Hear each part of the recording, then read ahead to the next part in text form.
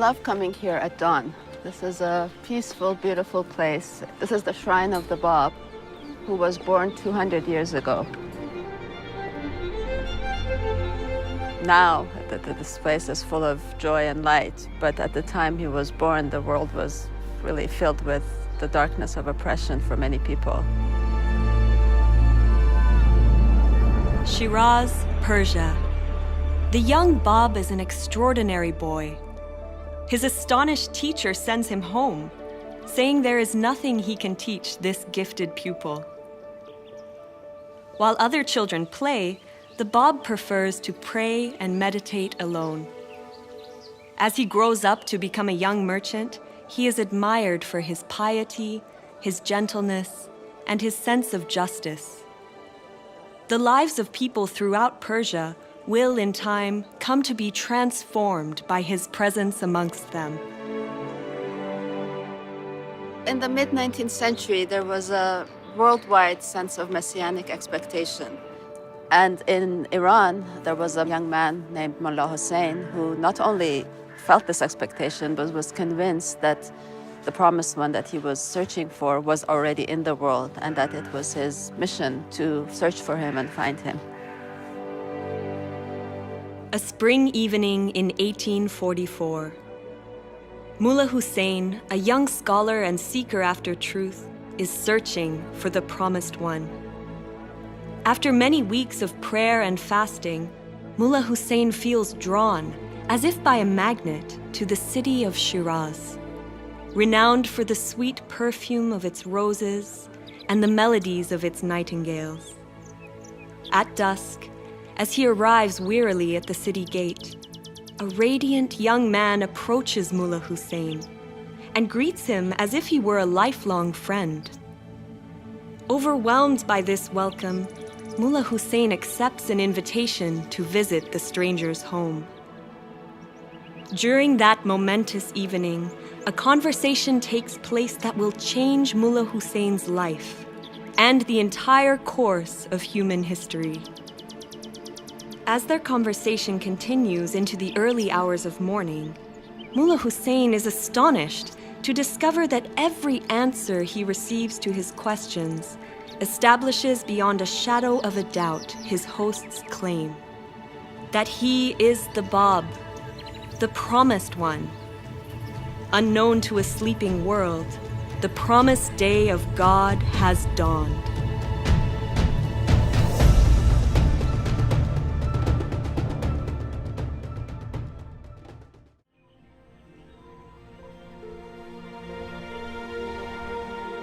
Thanks to our girls, we are usually up at this time of the day.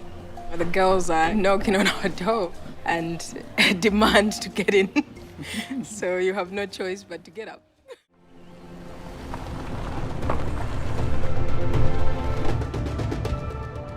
I find it so interesting that immediately following the declaration of the Bab in Shiraz, Persia at the time, halfway across the world, Samuel Morse was sending his very first Morse code from Washington, D.C. to Baltimore. May 1844.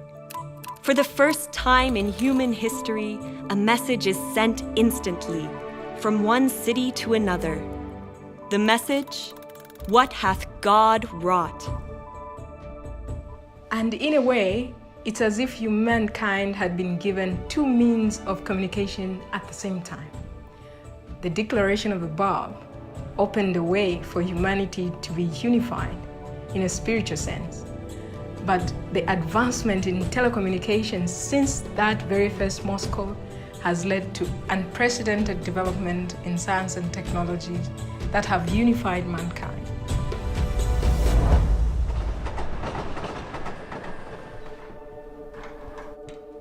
In the days and weeks after the Bab declared his mission to Mullah Hussein, several other individuals came to recognize the Bab independently, and the Bab sent them to different provinces to spread his teachings.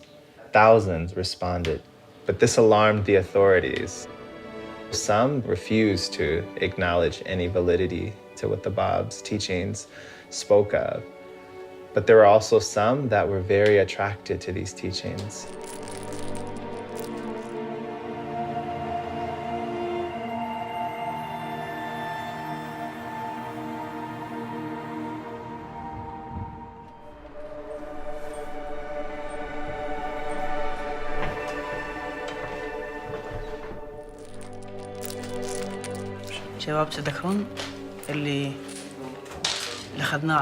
Hey, do you remember that story we read about Vahid?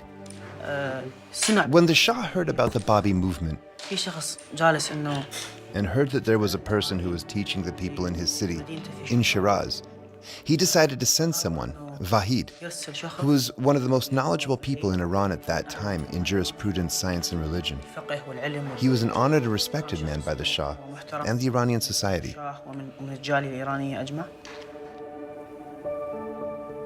Tasked by the Shah with investigating the Bab's claims, the proud and accomplished Vahid finds himself utterly powerless in the face of the Bab's wisdom. After their third interview together, Vahid decides to turn his back on his worldly status and dedicate his entire life to the service of the Bab. Along with so many thousands of others, Vahid's acceptance of the Bab and his devotion to him will lead him to offer up his very life for the cause he has embraced.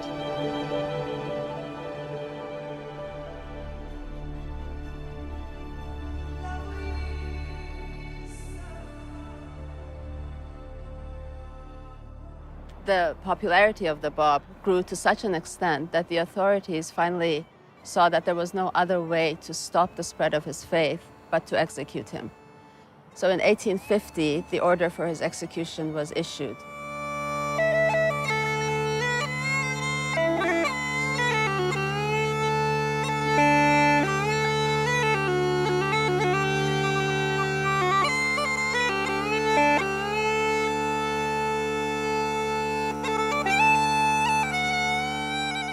When the Bab addresses the crowd in the square in Tabriz to this army who has been tasked with this terrible kind of mission to put to death one of God's messengers. And I think it's very poignant because here the Bab is with this young devotee beside him, Anis, who wanted to give his all. The Bab then, he actually uses Anis as an example to the crowd. Had you believed in me, O wayward generation, every one of you would have followed the example of this youth, who stood in rank above most of you. The day will come when you will have recognized me. That day, I shall have ceased to be with you.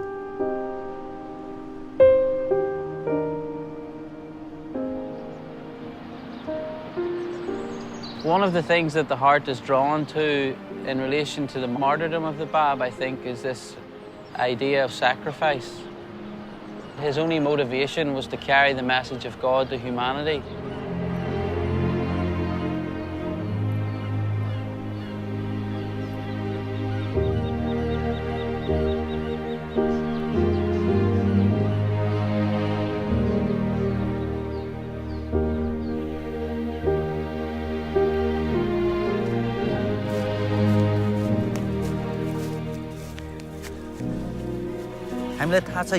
This plant started as a tiny seed. Then the seed germinated to become a new plant.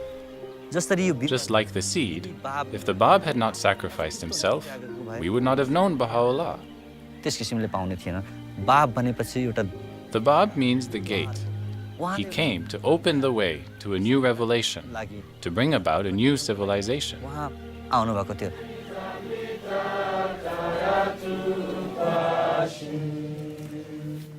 The authorities thought that they had snuffed out the light of the Bab, but really, with his execution, a new power had been released into the world. He had made a decisive break with the past and prepared the way for the coming of him whom God shall make manifest, Baha'u'llah. Baghdad, April 1863. Baha'u'llah, one of the few prominent supporters of the Bab to survive the massacres of the previous years, declares to his companions that he is the great divine educator heralded by the Bab. For the next 3 decades, uninterrupted divine revelation flows from Baha'u'llah's pen, inspiring people from every background to discover their noblest qualities and create a new pattern of life. For bringing these teachings to humanity, Baha'u'llah endures imprisonment, torture, and exile. But the fire lit by the Bab, now rekindled and fanned into flame by Baha'u'llah, cannot be extinguished. Baha'u'llah counsels humanity. O contending peoples and kindreds of the earth, set your faces towards unity, and let the radiance of its light shine upon you. The unquestionable truth is love. Love is what we share with everyone in our society. Love is the reason we exist.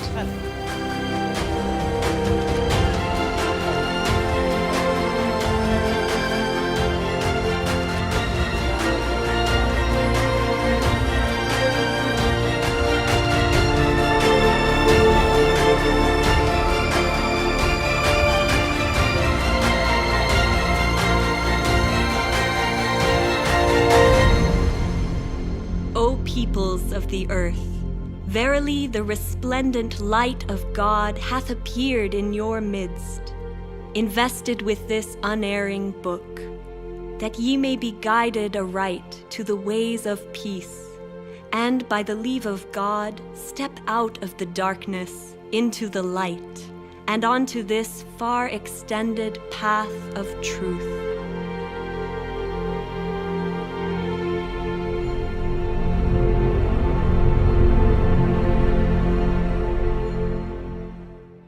But millions of people in the world have a spiritual connection to the Bab. In fact, everyone, all of humanity, has a spiritual connection to the Bab and Baha'u'llah. They came for all people to come together as one family.